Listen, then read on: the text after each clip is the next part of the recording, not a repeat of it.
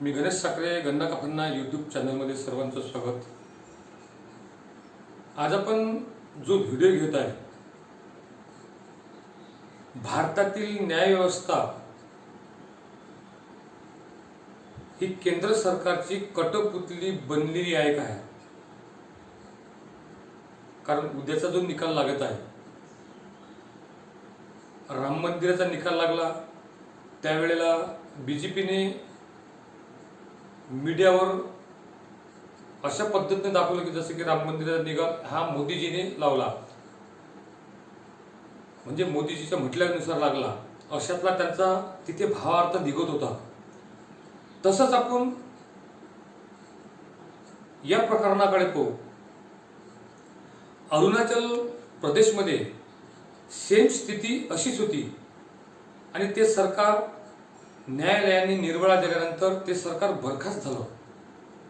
Same परिस्थिती महाराष्ट्रात सुद्धा शिंदे सरकारची तशीच आहे।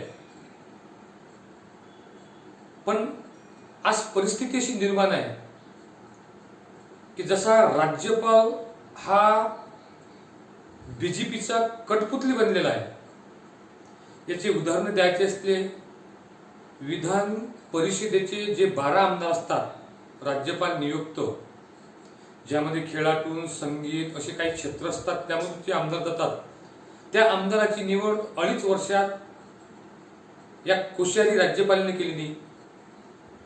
महाराष्ट्रात राष्ट्रपती राजवट लागल्यानंतर अजित पवार हे जेव्हा बीजेपीला मिळाले तेव्हा खासदाराची मीटिंग न घेता तिथे राष्ट्रपती राजवट काढण्यात आली।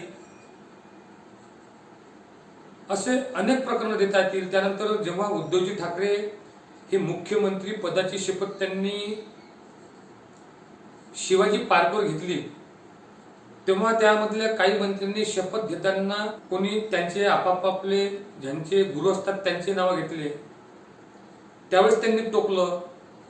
पण यावेळेस शिंदे यांनी जेव्हा शपथ घेतली तेव्हा त्यांनी शिंदेला टोकलं नाही।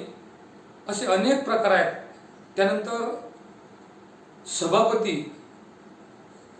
जवळजवळ नाना पटोले गेल्यानंतर सभापतीचं रिक्त स्थान तसंच होतं। असे अनेक प्रकरण आहेत की ज्यामध्ये सर्व शिवसेनेला अडचणीत आणणारे प्रकरण घडले। हे जे झालं हे सर्व ईडी मध्ये झालं, हे सर्वांना ज्ञात आहे। कारण कोणी कॅबिनेट मंत्री असल्यानंतर सरकार म्हणून फुटत नाही। यांचं म्हणणं असं आहे की आम्ही हिंदुत्ववादी पक्षासोबत होतो, तर माझं असं म्हणणं आहे की राष्ट्रवादी जेव्हा बीजेपी सोबत अजित पवारने अलायन्स केलं तेव्हा यांनी हिंदुत्व सोडलं होतं का? काश्मीर मधली मुफ्ती मोहम्मद सईद ज्यांनी टेररिस्टला पाठिंबा दिला, यावेळेस त्यांनी हिंदुत्व सोडलं होतं का पकडलं होतं? त्यानंतर बहुजन समाजवादी पार्टीची मायावती, तेव्हा कुठं तुमचं हिंदुत्व गेलं होतं? पण शिवसेना हिंदुत्ववादी पार्टीच 64 आमदार त्यांचे असल्यावर सुद्धा त्यांनी त्यांना उपमुख्यमंत्री पद दिलं नव्हतं, तरी मारून मुटकून ते तिथे बसले शिवसेने म्हणजे उद्धव ठाकरेचे आमदार। त्यानंतर यावेळेस 2.5 वर्षाचं मुख्यमंत्रीपद यांनी मागितल्यावर त्यांनी दिलं नाही। पण असं करत असताना जी महाराष्ट्रात शिवसेनेची त्यांनी अवहेलना केली, त्यामुळे त्यांनी हा निर्णय घेतला म्हणून ते हिंदुत्ववादी। पण आज मला हे म्हणायचं आहे की आमदार म्हणत होते ते भेटत नव्हते, हे नव्हते, पण आज 18 खासदार जेव्हा उद्धव साहेबांच्या घरी मीटिंग झाल्यानंतर त्या उद्धव साहेबांनी त्या 18 खासदार जे म्हणतील त्याचप्रमाणे वागायची तयारी केली आणि द्रौपदी मुर्मू यांना पाठिंबा दिला। आता हे सर्व झाल्यानंतरही आज 14 खासदार का फुटले? याची उत्तरे कोणाजवळ आहेत का? बीजेपीला हिंदुत्ववादी पक्षात भागीदार नको, यामधून हे सरळ सरळ दिसते. त्यांनी काहीही केलं तरी चालते. तसंच मनसेचे राज ठाकरे यांना ईडीचं धाक लावून जवळ घेतलं, पण जेव्हा त्यांनी हिंदुत्वाची भूमिका घेऊन भोंग्याचं प्रकरण काढलं तर त्यांनी दादाराचा भोंगा वाजून यांचाच भोगा वाजून दिला. राजसाहेब ठाकरे चूप घरी बसले. अशा काही संघटना आहेत, असे काही पक्ष आहेत की त्यांना फक्त शिवसेना संपायला पाहिजे. कारण बीजेपीने जो पंजाबमध्ये पक्ष आहे त्यांच्यासोबत अलायन्स होतो, त्याचे धिंडोळे वाजवले. बिहारमध्ये नितीश कुमारचे धिंडोळे वाजवले, हैदराबादमध्ये चंद्रबाबूचे धिंडोळे वाजवले. पण शिवसेना हा एकमेव पक्ष असा आहे की हा बीजेपीने तर दबलाच नाही, पण 40 आमदार फुटल्यावरही अजूनपर्यंतही त्यांचा पेच हा न्यायालयामध्ये अटकलेलाच आहे. होऊ शकते समजा आपल्या येथील ईडी, सीबीआय ह्या ज्या यंत्रणा आहेत, ह्या यंत्रणा जशा मोदीच्या ताब्यात आहेत, हे जर न्यायालयाची व्यवस्था ताब्यात जर नसली तर अरुणाचल प्रदेशमध्ये जे झालं ते होण्याची दाट शक्यता आहे. पण माझा एक अंदाज असा आहे की सध्या भारत हा हुकुमशाहीच्या मार्गाने जात आहे. त्यामुळे मोदी, शहा ह्या जोडगोळी यांनी न्यायालय, राज्यपाल ह्या ज्या यंत्रणा केंद्राच्या असो की राज्य शासनाच्या असो, ह्या सर्व ताब्यात घेतलेल्या आहेत.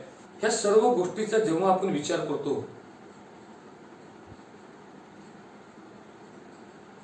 तेव्हा याचा निष्कर्ष असा निघतोय की शिवसेना ही न्यायालयाच्या मार्गाने सुद्धा बीजेपीला आटपत नाही.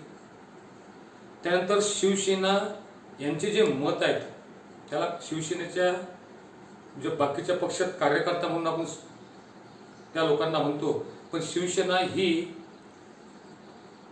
शिवसैनिक यावर ओळखले जाते.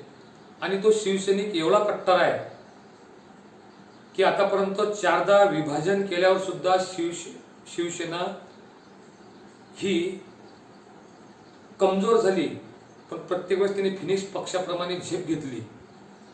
तसंच हे प्रकरण सुद्धा आहे. एकतर पक्षाचं चिन्ह हे गोठवले गेलं पाहिजे किंवा ते मूळ शिवसेनेला मिळालं पाहिजे. तुम्हाला लिहून सांगतो, कोऱ्या स्टॅम्पवर लिहून तुम्ही 2 वर्षात या एकनाथ शिंदेचा नारायण राणे झाल्याशिवाय राहणार नाही. आज काय परीक्षेची परिस्थिती आहे नारायण राणेची. स्वतः स्वाभिमान पक्ष घाण ठेवून दिला. या 40 मधले मला असं वाटतं फार कमी आमदार आणि ते कमी मतांना निवडून येतील. जे शिवसेनेनं भरभरून दिलं त्याची परतफेड हे अशा प्रकारे केली. बांगर पहिल्या दिवशी सभा घेऊन रडतोय, दुसऱ्या दिवशी तो तिथे पडतोय. मग बांगर अगोदरच का पळाला नाही? म्हणजेच त्याने स्वतःची डिमांड वाढवून घेतली. आता बांगर म्हणतो की मला गद्दार जर म्हटलं तुम्ही कानाखाली काढी. या बांगरची अवकात आहे का की साल्या नालायका, तुला जेव्हा खुल्याम बोलताना तू रडला, किती लाज. आमदार खासदार फुटले तरी आम शिवसैनिक हा शिवसेनेच्या मागेच ताट उभा राहील असं मला वाटतंय. आपण प्रतीक्षा करू उद्याच्या निकालाची. भारतीय संविधान हे मोडकळी शिवून मोदी शहाची हुकुमशाही भारतात प्रस्थापित होते का? आज जेव्हा आपण बीजेपीचा विचार करतो तेव्हा बीजेपी ही पक्षाच्या मुळावर घाल घालते आणि तो पक्ष लुला पांगळा करून टाकतोय. आज शिंदे सरकार बनलंय, पण किरीट सोमय्या, राम कदम हे नारायण राणे आणि त्याचे 2 भादरे पोट्टे, मुनगंटीवार असे कित्येक त्या पक्षातील लोक आहेत खासदार नवनीत राणा हे सर्व शिंदे मुख्यमंत्री बसल्यानंतर चूप झालेले आहेत. माझं असं म्हणणं होतं की सोमय्याने आतापर्यंत जे प्रकरण उघडकीस आणण्याचे प्रयत्न केले, आता जे 40 आमदार आले ते तुमचे बीजेपीतून स्वच्छ झाले का? आता यांची तोंड बंद का?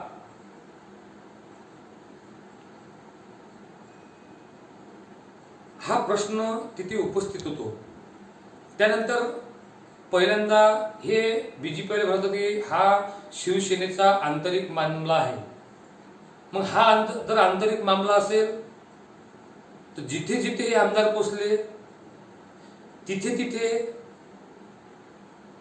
बीजेपीचे राज्य होते त्याच ठिकाणी का गेले? तो खर्च कोणी केला? कंगना राणावतला बोलायला कोणी लावलं? हे असे असंख्य प्रश्न उपस्थित होतात. आता यामधून अजून दुसरा होऊ शकते. समजा जर उद्याचा निकाल हा जर अरुणाचल प्रदेश सारखा लागला तो 16 आमदार हे निष्कासित होतात, म्हणजे हे सरकार अल्पमतात येईल. सरकार जर अल्पमतात आलं तर इथं राष्ट्रपती राजवट लावल्या जाईल आणि त्यानंतर निवडणुका होतील. ते बीजेपी सोबत शिंदेगड जाऊ शकेल, पण यानंतरचा मुख्यमंत्री हा एकनाथ शिंदे राहणार नाही. एकनाथ शिंदेलाच मुख्यमंत्री पद का दिलं? कारण त्यांच्याजवळ समोरचं टार्गेट आहे मुंबईची महानगरपालिका, त्यांना तिच्यावर कब्जा पाहिजे आहे. अशा अनेक गोष्टी आहेत की शिवसेना ही बरबाद कशी होईल,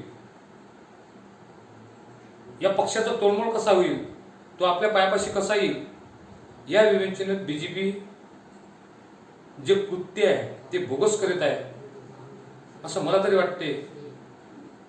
एवढ्या खालच्या पातळीवर जाऊन यांनी सुशांत सिंग राजपूत असे काही प्रकरण नेऊन टाकले की ते ठाकरे घराण्यावर सुद्धा त्यांनी किचड फेकलं. पण मला असं वाटतंय की ठाकरे घराण्याच्या सोबतीला शिवसैनिक आहेत. कोश्यारी एवढा नालायक राज्यपाल अजूनपर्यंत मिळाला नाही. कुणी पैशावर भावलं, कुणी ईडीवर भावलं, कुणी सीबीआयच्या संघटनेवर भावलं. चला तर मग आपण उद्याच्या निकालाची वाट पाहू. हेही प्रकरण हुकुमशाहीने निवडल्या जाते का याची आपण वाट पाहू. आजचा व्हिडिओ पाहून त्याला लाईक, कमेंट्स आणि गन्ना का फन्ना चॅनल सबस्क्राईब नक्कीच कराल अशी मी सर्वांना विनंती करतो. जय हिंद.